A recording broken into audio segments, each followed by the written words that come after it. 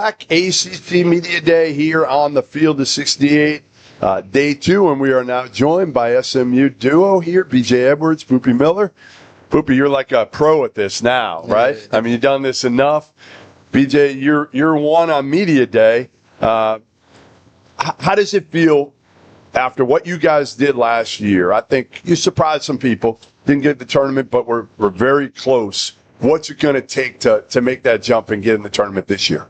I would say just discipline, coming in to work hard every day, each and every day. And honestly, the team just playing the role, everybody buying in and playing each other's role, and just having fun as well.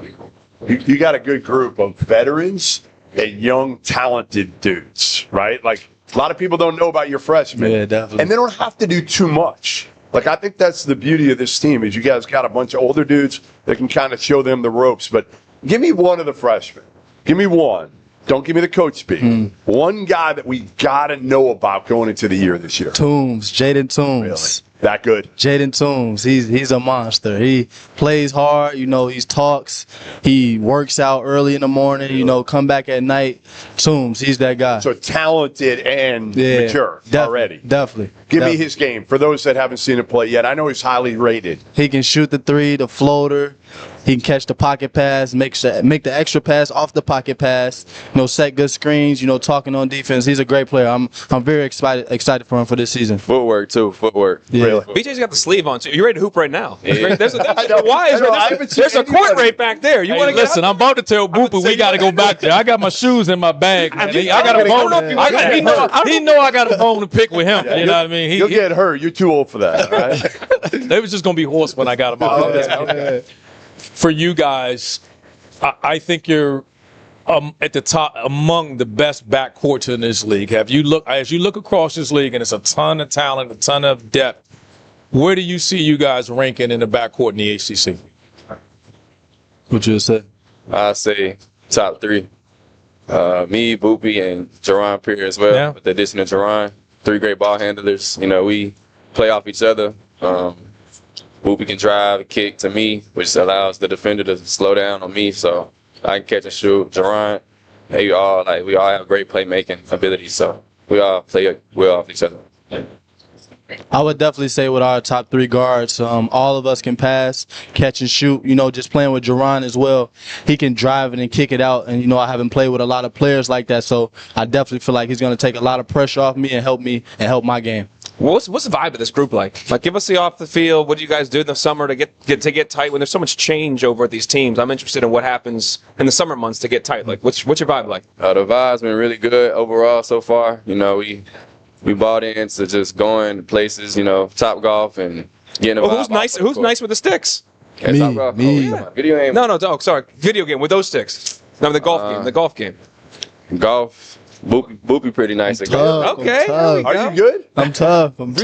Yeah. Wow. Top golf man. All right. Sure. What else? Yeah, you can. We just going to, out to eat, watching games and things like that with each other. But I feel like, the camaraderie of the team is just what matters, just not on the court, but off the court. And I feel like I've been doing that as a leader this year. Me and BJ, being with each other since last year, just helping the team with that. Boopie, how frustrating is it for you? Because you guys were right there until you went down last year. You guys were a tournament team. Yeah. And obviously, I know it was disappointing for you with the injury, missing some important games. Yeah. Obviously, you're so important a team to respond. 1, are you healthy? And 2, have you put that in distant memory and looking forward? I haven't put that memory back. I still think about it every day. I was mad. I'm still mad about it. But I've been working on my body in the weight room way more. Just spending time in the weight room. I just focused on myself and on my body this summer about just being in the best shape I can possible. Just helping my team and making every sacrifice I can to help us win and go to the tournament as well. So we know this dude can guard at a high level. And this one came when he wants to. When he wants to. I'm going to guard this year fully. No, here's a quote. Here's a quote from your assistant coach, Kapko. He said he's finally defending like he should and could. Why now? Like, what's it been that finally the light went on and like, hey, I know I can score. I know I can run the team. But, like, if you defend like that, it makes a big difference in this team. Definitely. I feel like it's time. It's been time, but, you know, my maturity, everything I grew up and, you know, just watching film, everything, it's time. It's just time this year to win and put it all on the line. You've been yelling at him? Because he can't do it. Yeah, I've been on him. I mean, honestly, I get to guard him every day in practice. We're usually not on the same team, so that helps me out so much because he's the top guard in the ACC. So And you're also, shooting, right? Yeah. The big difference in your game Yeah. from last year to this year is going to be that perimeter shot. Yes, sir, for sure. You've been working on it. I have. Is that the biggest thing? Yeah, that and staying in shape as well, just being conditioned. Definitely. For sure. You guys' pace was surprising. I don't think anybody played at the pace you guys played at this year. I think the conditioning, did it surprise you? And that's why you guys are emphasizing the conditioning, because to play at that pace, I mean, no one in the league played as fast as you guys did. And, you know, when you were in it, did you think that contributed to your injury because you weren't prepared for the pace that needed to sustain it? Definitely, I would say that. You know, definitely. Me and BJ and Chance, you know, a couple guys were running the hills and everything like that. I definitely felt that last year. You know, my body wise, and you know, just being in the best shape. So that's what I was focused on this summer with doing, and I feel like it's gonna be a great season this year. Just in terms of going through the league, obviously you had experience in the league before, but at SMU, as an organization, as an institution, it was your first time through the ACC. What do you think the team learned? What do you think you guys learned overall that applies to this year? I feel like last year we learned towards the end of the season. We let off a couple games we should have won, so we got to prepare more. Anybody can be beat, and yeah, just proper preparation for games and stuff. All right, free throw shooting contest today. Where does Andy Enfield finish among in the team right now? Where does he finish? He number one. Seriously, Yeah, still? he number one. He tough. He tough. Still You makes- admit it, Mac? He number one. I ain't gonna lie. Like, is he still shooting like 90%? Yeah. He shoots before we're warming up and everything. Really? There you go. He doesn't Crazy? miss. He doesn't Unreal. miss. You It's gotta- You know who crazy. else That never is like goes that? away. No, it doesn't. Tom Crazy. Izzo. Doesn't Yeah, go away. Izzo's like that. Yeah. He's like 70. He can get out there and drill like Yeah, it's 30 in a crazy. row. That's the last skill that leaves you. That's the last one. So you still have it? It's crazy. Oh, yeah. Shoot. Yeah. I shoot. I go out there and I'll shoot them right now. That's all I can. That's it. nah, Free I ain't throw. moving. That's all I can. That's all I got for you. We play some horse. I got it. What needs to happen? And forget about chemistry, forget about health. We know those are paramount. What's the one thing that has to happen this year for you guys to get in the NCAA tournament? What is it? I say everybody got to play their role. Okay. You know, everybody can't be the superstar. Everybody can't take all the shots. But if everybody buys in, if everybody comes to work hard every day and doesn't get too complacent, then I feel like we would definitely have a shot at the tournament. Give me a part of, like, he said role. You can't choose Yeah. role. Can't choose chemistry. Can't choose health. Go ahead. I would say sacrifice. Okay. You know, just if you're not like scoring on offense, you know, just pick it up on defense. You know, just taking the charges and things like that, the small things that's gonna help us win at Does the that end. start with you? Yeah, definitely you feel starts like- with me. Being in the best shape and things like that, picking up 94 feet, and that's gonna happen this year for sure. Who are we not talking about? You know, who has surprised you guys? You guys are veteran guys. You've been there. You're returning players. Like, who's come in and surprised you, or just a returning player that the light has finally just clicked for him? Samet been turning it up. He can be so good. Samet been turning it up. He He's has a so much difference talent. maker. Yeah, For you definitely, guys, right? he's massive. Definitely. I just feel like, you know, him just talking to the coaches, you know, watching film more. He's been, you know, way better around the rim, you know, talking more on defensively. And, you know, me and him have conversations about the team, you know, each and every day. So I definitely feel like he's been more mature with things like that. So we're definitely going to win with him this year having big games. What's it like for you guys being at SMU? Like, you grew up in Knoxville, started your career at Tennessee. You've been well-traveled, right? You've gone to a couple different places. What's it like going to school at SMU? It's really fun. It's a different experience from Knoxville. You know, Knoxville is not much to do, so being in the Dallas area, it's really exciting. There's many things to go, many places to go. You can go to a Cowboys game or Mavericks game. Me and You don't Boopie want to go to a some Cowboys game. Of course they do. Stop that. Stop that. Stop that. That's your team? You Yeah, can go. yeah, stop Why that. you would, but you can go. Stop that. Yeah, exactly. You can go. Stop You're that. just going to CNL. Get healthy, Cowboys. Lead them. Get healthy. Not that you care. I'm sure you're not. Or are you a Cowboys fan? I'm not. I don't really have a favorite team. I'm more of a Growing up in players Knoxville? person. Yeah, players person. Have you felt that the fan base Right. grow and get behind you as you guys have gone into the second year? Yes, for sure. Definitely last year we had a lot of games where there was a lot of fans. Well, you guys got a lot of celebrities at your games, right? Definitely. Obviously. Definitely. That was There's a lot of money around SMU, isn't definitely, there? definitely. A lot of money, a lot of famous people around. It's got to be like, if you can get them, really get them. Like I feel like, again, get that home court advantage too, right? Yeah, definitely. You know, the Moody Magic, I feel like that's the saying, right? The Moody Magic. I definitely feel like that helps us, the energy of the fans they bring. But, you know, come out this year again, our fans going to come out and, you know, just show the love, and we're going to win. We were talking about this before, how important it is to win in November and December. Do you guys realize that now? Not just you guys, but as a league, how a year ago the league wasn't good enough, frankly, that there weren't enough resume wins to be able to be had in league play. Right. How important is it now for you guys in November, December, individually as a team and league-wise? How much are you looking at that? It's important. I feel like we got to just get the younger guys to know that. You know, it's me and BJ, you know, Jerron last go around. But, you know, just telling the guys what type of important wins everything is, you know, just doing the small things defensively and offensively is going to help us come out with the win at the end. It's like you can't even lose you can't lose a bye game. Yeah. Like those are super important. You lose one of those, you dig yourself a hole. It means so much. And we were saying it like maybe it should flip and you know, you should have some non-conference. This was Dallin's idea a few minutes ago. Have some non-conference games early, Right. and then Late. I'm sorry, non-conference games late, and play a couple conference games early, so that you have some of those non-conference games in February, maybe, to show how good the league has kind of, you know, come over the few months. Are you guys aware of that at all? Do you think about that or talk about that at all as far as where you're at and how to get into tournaments? Is that something that you guys are all cognizant of? I mean, we definitely talk about going to March Madness, but we know it comes with like the point metrics and your record and everything like that, quad 1, quad 2 wins. So, I mean, we just try to go out there and win as many games as we can, and just see how we get based off from there. After last year with you guys, though, I think it's fair to say, I know you guys probably look back with your level of experience. So, you know, knowing that those marquee games, SEC, ACC Challenge, when you come upon those games like this year, is there a sense of urgency? Because that's all you heard last year for you guys was resume. You know, do they have resume wins? Do they have quad 1 wins? You guys understand what that means. The younger guys may not. But is that something that you guys kind of marked off those games on your schedule this up and coming year? I would say I won't try to put too much pressure on myself. I just take it game by game. I was disappointed in myself last year. I can admit that, you know, just not being in the best shape and, you know, the best, you know, weight quality I'm in now. But, just telling the freshmen and, you know, all the older guys, just take it game by game and just be yourself. And we're going to come out with the win. Just play hard.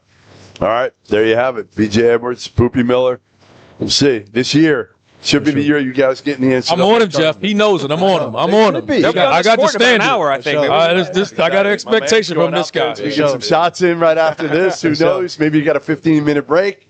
And we will come back next on Field of 68 with SMU head coach Andy Enfield. Thank you. The college basketball season will begin right here on the Field of 68. At 8 a.m. on November 3rd, we will be tipping off the inaugural Field of 68 opening day marathon. 15 hours of non-stop basketball. It will begin in Rock Hill, presented by our friends at Visit York County. Plan your itinerary today at visityorkcounty.com. Winthrop will face off with Queens in the opener, followed by Bradley taking on St. Bonaventure. Then we head out to Sioux Falls, South Dakota, where it'll be presented by Sanford Sports, who is changing the way people play and making sports accessible and fun for all. Murray State gets Omaha at 1 p.m. Eastern Time, with Drake taking on Northern Arizona in the second game in Sioux Falls. Then it's back to Rock Hill for a showdown between Furman and High Point, with Merrimack taking on South Dakota State in Sioux Falls in the nightcap. Tickets for all 6 games are on sale now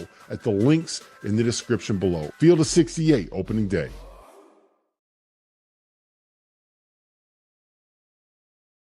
Athlete AI is the story of the athlete. And every athlete deserves to have the story told.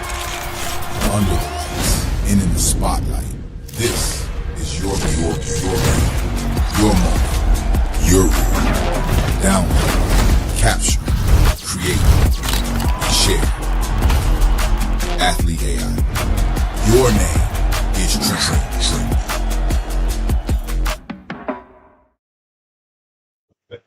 All right, welcome back. Day 2, ACC Media Day here in Charlotte, North Carolina, and we are now joined by SMU head coach Andy Enfield. First of all, your guys are fun, man. Boopie's a riot. I mean, just his personality, and he looks different. He looks different. He says he is going to defend this year at a high level. You got to smile when you hear that. Well, he's got a big personality. Yes. He's a terrific personality to be a lead guard on your team. He wants to be disruptive on the defensive end. He's had an amazing summer and fall, really improved defensively and offensively as well. So he should have a huge year for us this year. If he doesn't defend, he's going to get some text from this guy. I'm holding him to that. Like, that was my challenge to him. I'm like, hey, you guys were right there a year ago in the tournament. Obviously, he sustained that injury, and he missed a couple of critical games, and you guys weren't able to overcome that. And he says that stuck with him.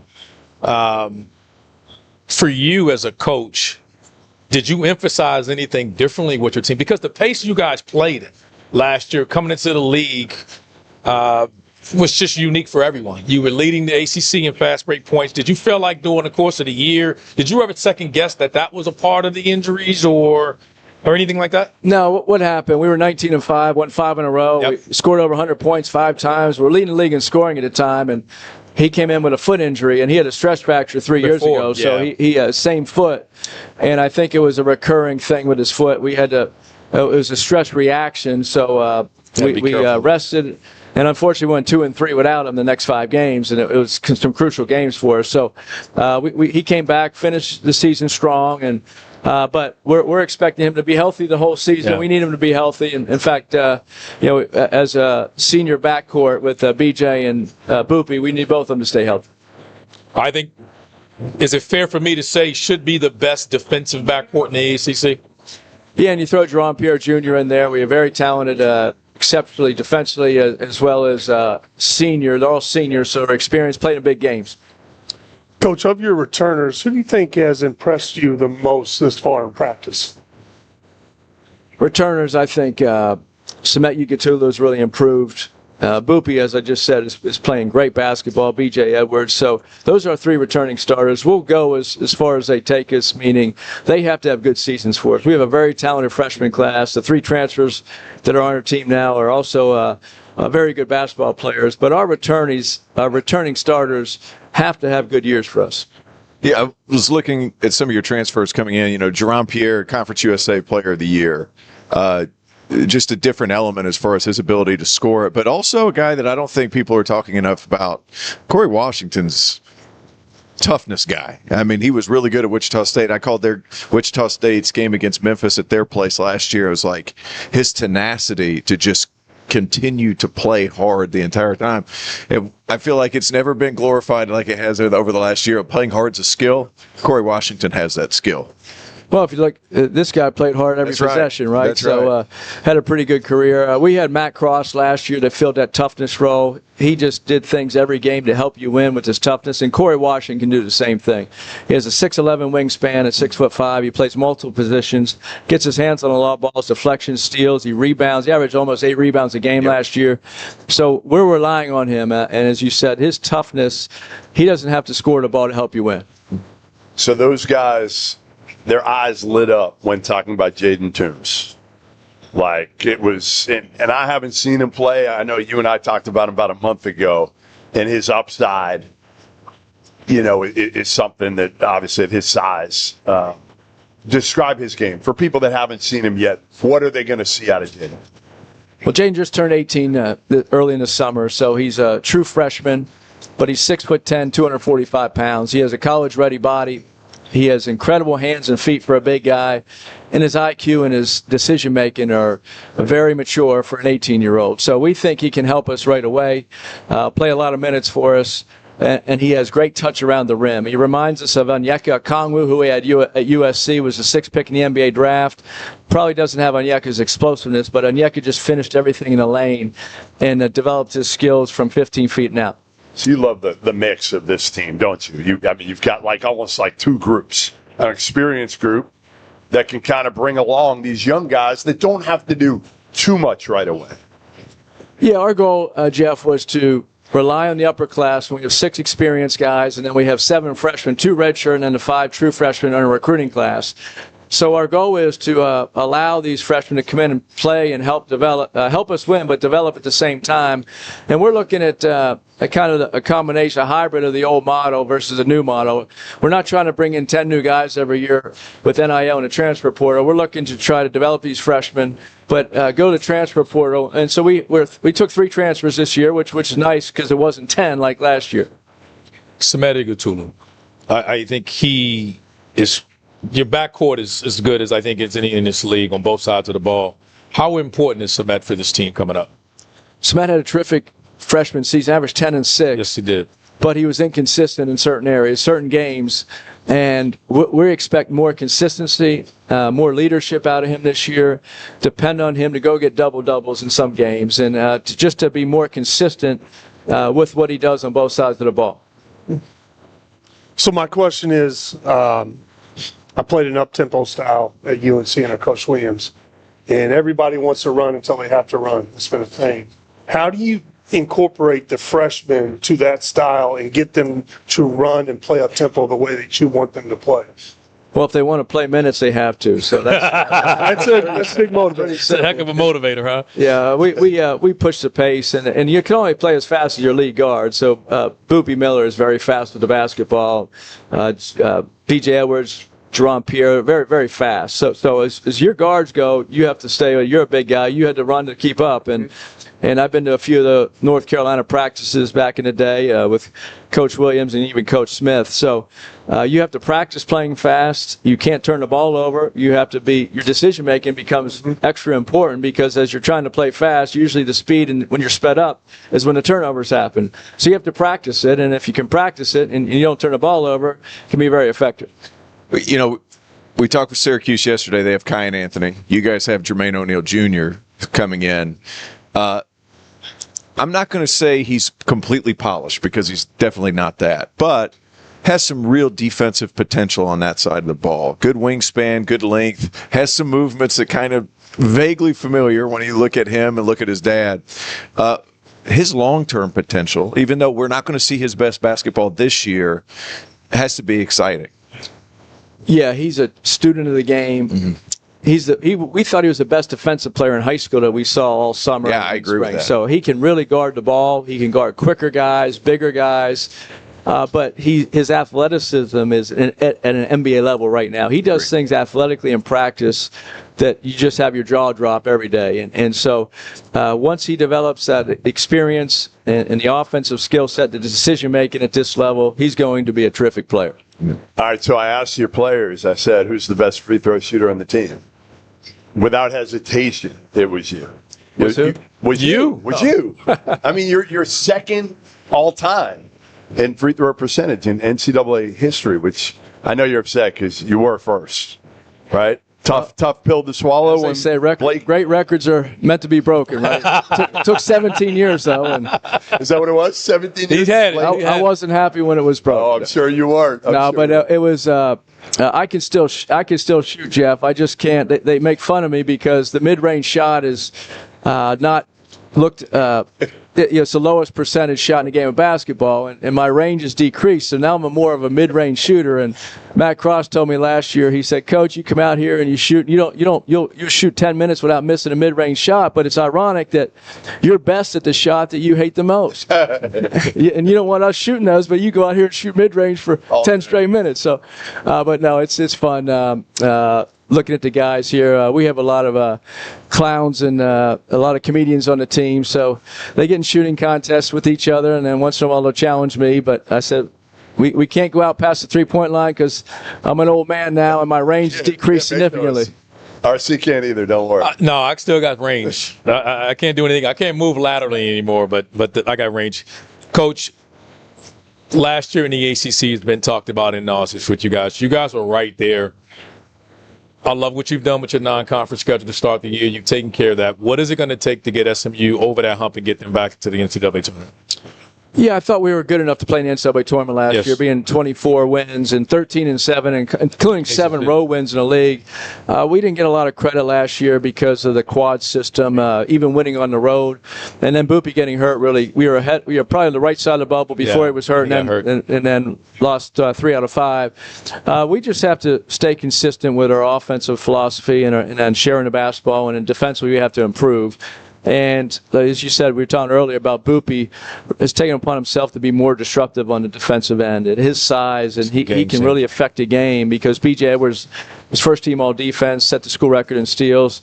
So to get over that hump, we have to win some crucial non-conference games as well as improve on the defensive end. And not just, we're talking about with your players, not just you guys winning non-conference games. The league has to do it. The league winning them so that they're more resume wins once you get into league play, right?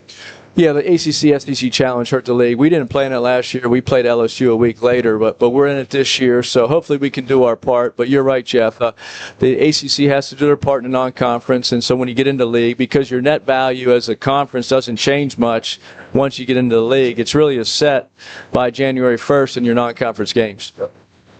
I talked to BJ in the elevator last night, and, coming from Tennessee, he's like, yeah, I came to play for Coach Lanier, but when I talked to Coach Enfield, I felt a lot more comfortable that I could stay here and have success. Why was it important to bring a guy like that back into your program? And I know this is long removed since he's been there, but at the same time, being able to have that continuity with him there at the guard spot. Well, we came to SMU last year. He was one of the guys that was on the fence about staying or leaving. Sure. And he just asked, he came into my office and said, Coach, I just want your word that I'll have a chance to compete, to play for a starting spot and play big minutes this year for the team. And I said, you have my word. The best players are going to play. The best players are going to start and play the most minutes. And if you're one of those, you'll play. And even though we'll bring a lot of guys in because we have to fill the roster out, and he earned it. He earned a starting spot, started every game for us last year, went from averaging two points a game to 10 points a game, was first team all defense, and we expect bigger things from him this year. I think he's a more consistent and confident scorer.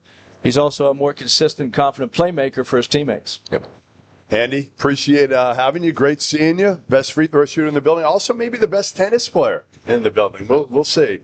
Dan Earl might have something to say about that, by the way. Yeah, there's some good athletes here, but living in Manhattan Beach for 11 years, that helps. Was able to get on the tennis court. Oh, your game definitely improved out there. Thanks, guys. Really we'll come appreciate it. back. Field